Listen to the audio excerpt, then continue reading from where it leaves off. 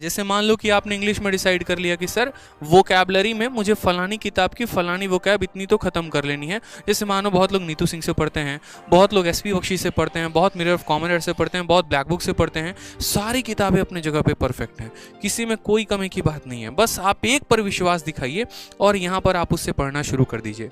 तो जैसे मान लीजिए कि किसी ने टारगेट किया वोकैब के लिए ब्लैक बुक की, हाँ यार हम ब्लैक बुक पढ़ेंगे, हालांकि बहुत अच्छी किताब है ये निखिल भैया की आपकी, ठीक है।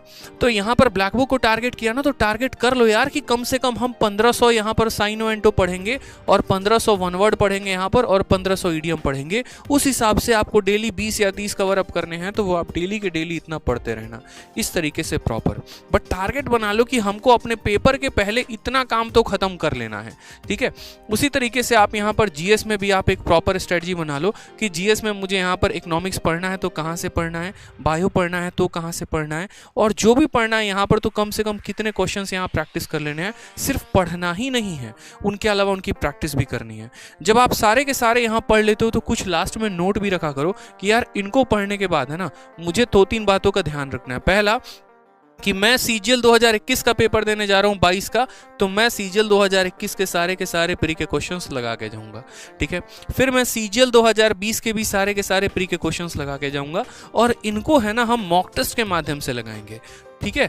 इनके मॉक टेस्ट मुझे अगर कहीं पर अवेलेबल हो गया, जैसे टेक्स्ट बुक पर अवेलेबल हो गया, ग्रेड अप पर हो गया या कहीं पर भी हो गया, तो उनके हम मॉक टेस्ट जरूर लगा के जाएंगे, ठीक है। क्योंकि प्री का पेपर देने जा रहे हैं तो प्री के लिए तो मॉक टेस्ट लगाना पड़ेगा। आप मॉक टेस्ट कब से देना शुरू करोगे? अभी से, लेकिन रेगुलर बेसिस पे नहीं मेरे भाई। मॉक टेस्ट आपको अभी से देना शुरू करना है और हर संडे को मॉक टेस्ट देना है आपको।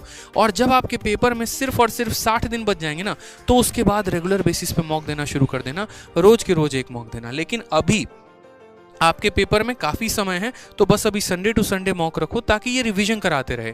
क्योंकि आप क्या केस ऐसा होगा ना कि आप डेली पढ़ोगे, आज पढ़ रहे हो, कल भी पढ़ रहे हो, परसों भी पढ़ रहे हो, तरसों भी पढ़ रहे हो, लेकिन ऐसा होगा कि 10 दिन के बाद 10 दिन की पहली वाली चीज़ें याद ही नहीं होंगी आपको। तो उनको कैसे रिवाइज करोगे? तो उनको मॉक टेस्ट के माध्यम से रिवाइज करोगे, ठीक है। वो मॉक टेस्ट ही ऐसा होगा ना जो 100 सवाल में पूरे ब्रह्मांड का चक्कर आपका लगवा देगा और सारे के सारे सिलेबस को वो रिवाइज करवाते चलेगा। तो इस